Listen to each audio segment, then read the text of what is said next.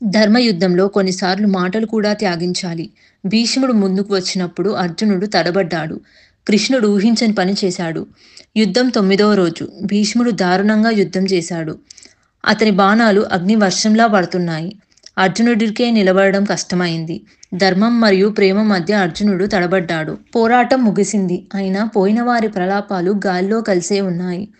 ఇది ఒక యుద్ధాంతం కాదు. ఇది ఒక యుగానికి ముగింపు. ఒకప్పుడు ఆయుధాల శబ్దంతో నిండిన కురుక్షేత్రం ఇప్పుడు మౌనంగా ఉంది. భూమి రక్తాన్ని మింగుతుంది. విజయం కూడా ఇప్పుడు చేదుగా అనిపిస్తుంది. అర్జునుడికి భీష్ముడిపై ప్రేమ ఉంది. భీష్ముడు అతనిని చిన్నప్పటి నుంచి చూసుకున్నాడు.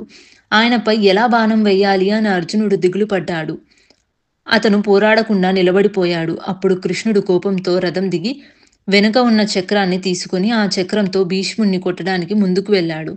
భీష్ముడు నవ్వుతూ అన్నాడు, మాధవ, నీ చేతిలో చనిపోవడం నాకు గొప్ప విషయం. అప్పుడు కృష్ణుడు ఆగిపోయాడు. చక్రాన్ని వదిలేశాడు. అర్జునుడి వైపు చూశాడు. తనలో తానే అనుకున్నాడు, నేను యుద్ధం చెయ్యను అన్న మాట ఇచ్చాను. కానీ ధర్మం కోసం ఆ మాట కూడా త్యాగించాలి. ధర్మం అంటే నిజం కోసం నిలబడడం. అందుకే దేవుడే తన మాటను మార్చాడు. విజయం కోసం కాదు, ధర్మాన్ని నిలబెట్టడానికి.